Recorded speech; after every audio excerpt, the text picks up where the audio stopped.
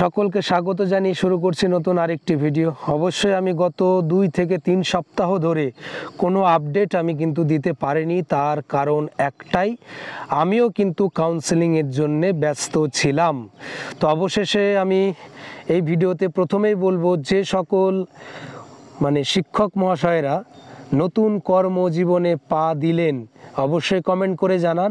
আর সেই সঙ্গে যারা এখনও পর্যন্ত ডিস্ট্রিক্ট কাউন্সেলিং হয়ে যাওয়ার পর স্টেট কাউন্সেলিংয়ের জন্য অপেক্ষা করছেন, এক কথায় 9533 প্যানেলে যে সকল প্রার্থীরা নথিভুক্ত হয়ে গেছে নাম, অবশ্যই কমেন্ট করে জানাও। তো প্রথমেই বলবো যে যারা যে সকল মাস্টারমশাইরা ইতিমধ্যেই নতুন কর্মজীবনে পা দিয়ে ফেলেছেন, আমার এই চ্যানেলের পক্ষ থেকে অসংখ্য ধন্যবাদ। আর সেই সঙ্গে জানিয়ে রাখি যে স্টেট লেভেল কাউন্সেলিংয়ের যে বিষয়টা, অনেকে ঘাবড়ে যাচ্ছে যে ডিস্ট্রিক্ট লেভেলের তো হয়ে গেল, তাহলে স্টেট লেভেলের যেটা হবে সেটা কবে হবে বা নিজস্ব জেলায় পাওয়া যাবে কিনা। তো ইতিমধ্যে আমি যতটুকু খবর পেয়েছি, প্রত্যেকটা জেলার যে ভ্যাকেন্সি ছিল তা কিন্তু পূরণ হয়নি। এটা হলো 1 নম্বর কথা। অর্থাৎ ক্যাটাগরি ওয়াইজও যদি আমি ধরি, এখনও পর্যন্ত সমস্ত ক্যাটাগরি, জেনারেল বলো যাই বলো, প্রত্যেকটা জায়গায় কিন্তু ফাঁকা রয়েছে। অর্থাৎ স্টেট কাউন্সেলিংয়ের ব্যাপারটা যখন উঠে আসবে কয়েক দিনের মধ্যে, আগামী কয়েকটা দিনের মধ্যেই কিন্তু পর্ষদ থেকে নোটিশে কিন্তু জানিয়ে দেওয়া হবে।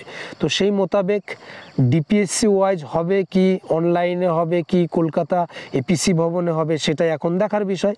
কিন্তু এখনও পর্যন্ত যাদের র্যাঙ্ক মোটামুটি ভালো আছে, যারা স্টেট কাউন্সেলিংয়ের জন্য পড়ে রয়েছেন, সেখান থেকে কিন্তু নিজের ডিস্ট্রিক্টে পাবেন, এটাই কিন্তু স্বাভাবিক।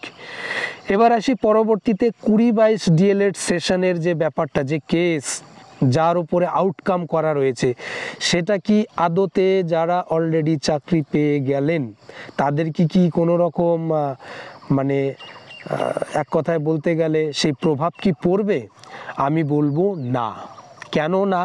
কারণ প্রত্যেকটা জায়গায় আপনারা শুনেছেন যে প্যানেল নাকি নতুন করে তৈরি হবে, প্যানেল রিসাফেল হবে, হাড্ডাবাড্ডা অনেক কিছু। প্রথমেই বলি, 9533 যে প্যানেলটা দেয়া হয়েছে আর যে সিটটা এখনও পর্যন্ত অবশিষ্ট রাখা হয়েছে, সেটা যে শুধুমাত্র হিন্দি মিডিয়ামের সিট, উর্দু মিডিয়ামের সিট তা কিন্তু নয়।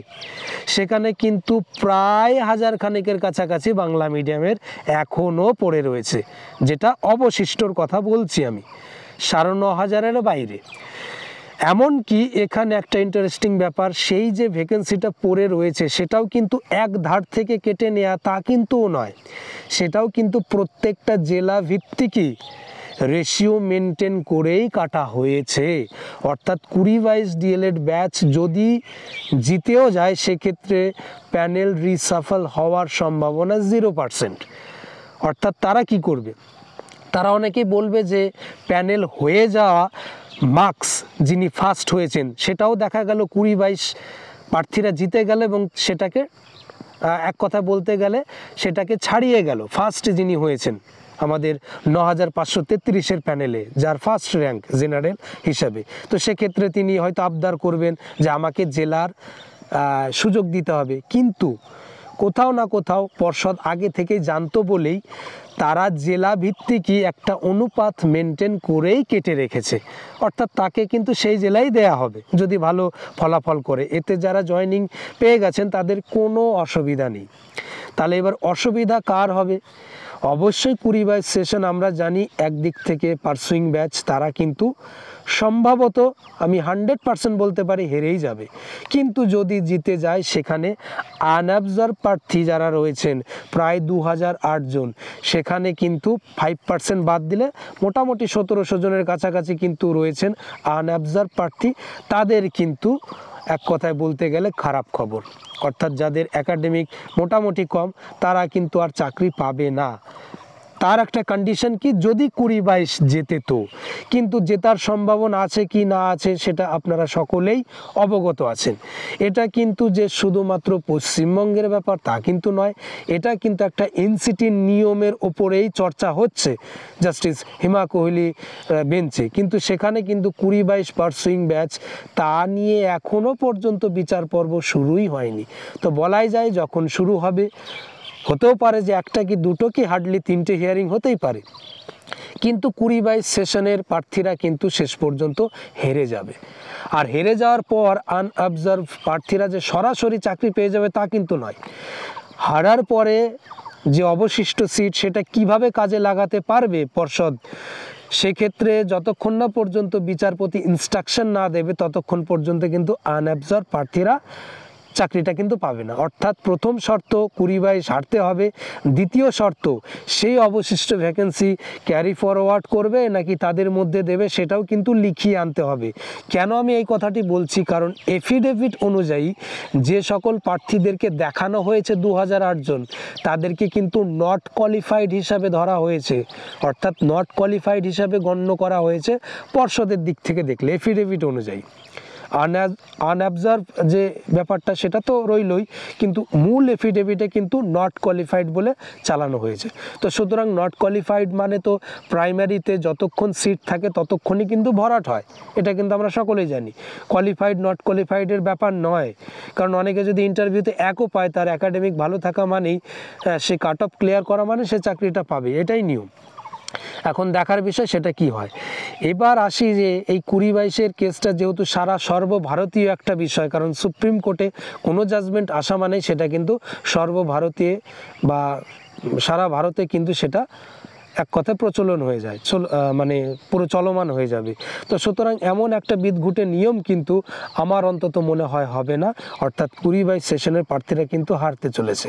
আবারও বলছি, 20-22 সেশনের প্রার্থীরা যদিও যেতে, যারা কর্মরত অবস্থায় মানে পদার্পণ করেছেন, দিয়েছেন, নতুন জব শুরু করেছেন, তাদের কোনো অসুবিধা নেই, কারণ একটা অনুপাত মেনটেন করেই কিন্তু পর্ষদ থেকে সিটটা কেটে রেখেছে। অনেকে বলবেন যে না ওখানে শুধু হিন্দি মিডিয়াম, কোনো দিনও নয়, কারণ ওখানে এখনও পর্যন্ত প্রচুর পরিমাণে প্রায় 1000 খানেকের কাছাকাছি বাংলা মিডিয়ামের সিট রয়েছে।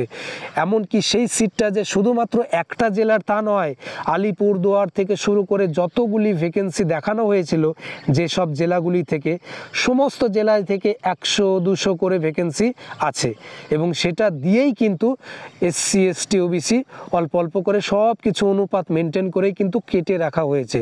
সুতরাং আপনারা নো টেনশনে থাকুন, যারা কর্মরত জীবনে পা দিয়েছেন। অবশ্যই এখনও বলবো, যারা যারা কর্মরত জীবনে পা দিয়েছেন একবারটি হলেও কমেন্ট করে জানান। আর যারা আগামী দিনে স্টেট লেভেল কাউন্সেলিংয়ের জন্য অপেক্ষা করছেন, অবশ্যই বলবো আগামী 2-1 দিনের মধ্যে কোনো একটা ইনস্ট্রাকশন চলে আসবে। এবার আসি যে 20-22-এর যে প্রার্থীরা রয়েছে তাদেরও কিন্তু ইনস্ট্রাকশন আসবে ইন্টারভিউয়ের, যদিও 30টা টেবিল আমরা দেখেছি এর আগে, সুতরাং 1 থেকে 2 দিনের মধ্যেই কিন্তু ইন্টারভিউ কমপ্লিট হয়ে যাবে। তো আশা করা যায় আগামী 1 সপ্তাহের মধ্যে বা 1 সপ্তাহ পরে 20-22 সেশনের প্রার্থীদের কিন্তু ইন্টারভিউ শুরু হবে। আর এই মুহূর্তে আমি যতগুলো প্রশ্ন রেখেছি তার বাইরে একটা কথা বলে দেই, যেহেতু 22-এর টেট পাশেরা বিভিন্ন ধরনের আন্দোলন চালাচ্ছে, কিন্তু এই মুহূর্তে নিয়োগ প্রক্রিয়ায় যে ব্যাপারটা 22-এ সেটা নিয়েই কিন্তু পর্ষদ ভাবছে বেশি। সুতরাং নিয়োগ প্রক্রিয়ার যে 20-22-এর কেস বলো বা 20-22-কে নতুন করে যে যারা এখনও দেয়নি ইন্টারভিউ তাদের ইন্টারভিউ নেওয়া বলো, এটা নিয়ে কিন্তু ব্যস্ততা হয়ে পড়বে বা ব্যস্ততায় থাকবে পর্ষদ। সুতরাং এই মুহূর্তে কিন্তু নোটিফিকেশন আসা, এই মুহূর্তে এক কথায় এই রানিং মাসটায় নোটিফিকেশন আসা খুবই মুশকিল আমি অন্তত মনে করি। তবু অসম্ভব কিছু নয়, কারণ চারিদিক থেকে যা খবর পাওয়া যাচ্ছে যে ভ্যাকেন্সি কিন্তু ভালোই কিন্তু রয়েছে, ক্রিয়েট হওয়া রয়েছে। আর পর্ষদ সভাপতি ওনার যদি কথা রাখেন তাহলে কিন্তু কেউ পড়ে থাকবে না, এটাই কিন্তু বাস্তব। আর আগামী দিনে আমি বলবো যে ভোটের আগেও সম্ভব হলেও কিন্তু আসলেও আসতে পারে নিউ নোটিফিকেশন। তবে আমি বলবো যেভাবে বিভিন্ন ধরনের আন্দোলন চালিয়ে যাচ্ছে সব প্রার্থীরা, তো সেই হিসাবে দেখতে গেলে কিন্তু একটা সম্ভাবনা আছে। আর যদি না হয়, যদি না হয়, আমি বলবো যে ভোটের পরেই কিন্তু আসবেই, এইটুকু গ্যারান্টি। কারণ 24 স্টেট হবার আগেই কিন্তু 22 এবং সেই সঙ্গে সম্ভবত 23-এর টেটের ফর্ম ফিল আপ কিন্তু হবে। আমি আবারও বলছি, 2022-এর টেট সেই সঙ্গে 2023-এর টেটকে কিন্তু ফেলে রাখবে না। গুটি কয়েক হয়তো পাস করতে পারে, বেশি কিন্তু পাস করবে না, কারণ কোশ্চেন খুবই টাফ ছিল। সেই হিসাবে 23-এর রেজাল্টও কিন্তু এই যে নিয়োগ প্রক্রিয়া বা যে কেসগুলো হচ্ছে সেই কেসের জন্যেই কিন্তু 23-এর টেটেরও কিন্তু ফলাফল ঘোষণা করতে পারছে না পর্ষদ। কিন্তু আগামী দিনে যদি 22-এর নোটিফিকেশন আলাদা করে আসে, সেটা একটু অন্য রকম হবে। কিন্তু পর্ষদ চাইবে কিন্তু 22-এর যে টেট পাস তাদের নোটিফিকেশনের সাথেই কিন্তু 23-এরটাও জুড়ে দেবে, এটাই কিন্তু সম্ভাবনা প্রবল। এখন দেখা যাক কি হয়। আর আগামী একটা মাসের মধ্যে নিউ নোটিফিকেশন আসাটা একটু কঠিন, তবে বলবো যে অসম্ভবের কিছুই না। তো দেখো তোমরা কি হয়। আর অবশ্যই এখনও যারা আমার এই চ্যানেলকে সাবস্ক্রাইব করনি বা যারা শিক্ষক হয়ে গেলেন করেননি, অবশ্যই কিন্তু সাবস্ক্রাইব করে দেবেন, কারণ আগামী দিনে শিক্ষক রিলেটেড বিভিন্ন রকমের ভিডিও বা প্রাইমারি রিলেটেড বিভিন্ন রকমের ভিডিও কিন্তু আমি আনার চেষ্টা করব। কারণ যদিও আমিও কর্মজীবনে পা ফেলে দিয়েছি, আর কর্মজীবনে পা ফেলা মানেই সময় অনেকটাই কম পাচ্ছি, যার ফলে কিন্তু সেই ডেলি আপডেট কিন্তু আর দেয়া হচ্ছে না বা সেরকম পেরে উঠতে পারছি না। তো যতটা পারবো চেষ্টা করব। তো এই ভিডিওতে এইটুকু ইনফরমেশন ছিল।